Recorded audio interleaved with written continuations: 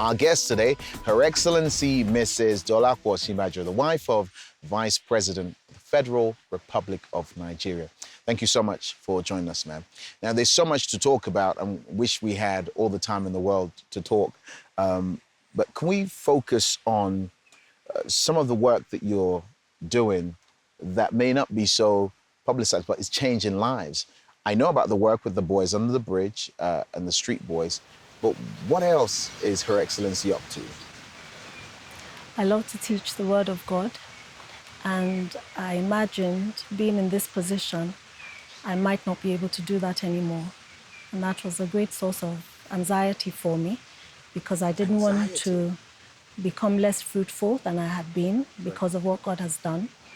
And my children came up with the idea of starting a daily devotional so I could share it with the few hundred people we have in the church, the ladies. So I imagined we'd probably have a couple hundred or 300 ladies on the devotional every day, but it's now, of course, really because grown. it's the Vice President's wife's I don't devotional, think we must anyone spread knows. it. I don't think anyone knows it's me. No way. Because a lot of people say, "Sir, thank you for the word today," and I don't think they know it's me. Since it's No just one us has- talking, would you tell me what name you use? It's just us talking. It's no one just my name, but somehow nobody connects it to me, because no one has ever said anything to do with the government or the nation. And many times they refer to me as though I'm a man. Wow. Well, now they know. But you also do work with is it women who are battered? Yes, I have run a couple of shelters in Lagos State for a few years now. And we have a shelter for battered women and trafficked women and children. We have one that's 150 beds, and the second one is 100 beds. And I've heard every horror story there is to hear, every bad thing man can do to man, I've heard, through the women and the children that come to the shelter. We have a lot of domestic violence and a lot of sexual abuse, which seems to have increased over the years. And it's just heartbreaking, really. So the shelter provides a place for those who need it from 6 weeks to 3 months, just to settle them. We have a clinic in each shelter. We have a 24-hour nursing care in each shelter. And of course, they're fed and taken care of and counseled, and they're fine with their children till they can settle. Some women decide to move back with their mother or move to their sisters and things like that. And we also have quite a number that have been with us for longer than 3 months because the parents are the abusers. Wow. But have you had moments, because of course your office, where you've looked and you thought, God, I thank you for the opportunity to be here, because we see the pressure of the glare of all this on a private person, someone who just wants to get on with what she wants to do. But have you had moments on the journey so far, whilst your husband has been vice president, where you thought, Father, I thank you for giving me the opportunity to be here so I could do this in your name? Yes, there have been a lot of moments like that. Another thing I've done over the years is help itinerant women, help those who just need a little bit of help.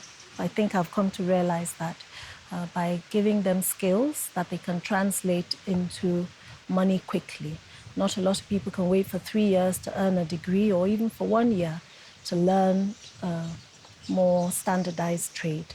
So we've, over the years, helped people to learn within 2 weeks maximum, something that they can translate into cash. That also helped in the shelter, because a lot of the women, once they're financially able, they can settle on their own. They can get their own accommodation. So since we got here, I believe we have trained about 6,000 and a bit women, I believe. And then the impact that has on their families, Yes. their circles. The impact that has is they are able to fend for themselves and their children. They probably, if abuse is the case, then they can actually step out. I've had a lot of horrible cases at the shelter where the women were an inch from death. And what made a lot of them stay is they had nowhere to go, they had no money, and they couldn't take care of their children. Sorry to interrupt. A thought just occurred to me. You're so softly spoken and seem so gentle. When was the last time you got annoyed, and what happened? Can you tell us? We wouldn't tell anyone. Well, I know the whole world is listening. I was upset probably a couple of weeks ago. I think because my voice is so quiet, my frame is so slight, I get taken advantage of. People think they can Get away do with it. things and get away with it because they know she won't yell and she won't be upset. But I got really upset. Wow. Our time is up, but I would really want to get into the world of Mrs. Osinbajo. When you have your moments where you want to feed your spirit, because they do say, composers say that music is food for the spirit. What does Her Excellency sing?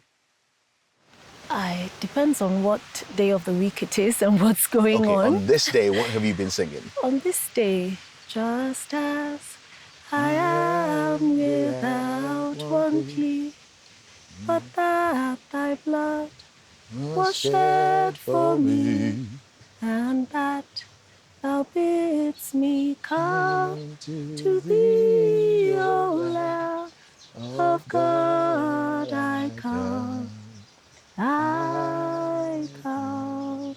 I need the Lord. I've just sang a duet with Her Excellency, the Vice President. We're going to put that on record and sell it. Thank you so much for allowing us in your residence, and we'll be praying for you and hope you'll be praying for us too. Yes.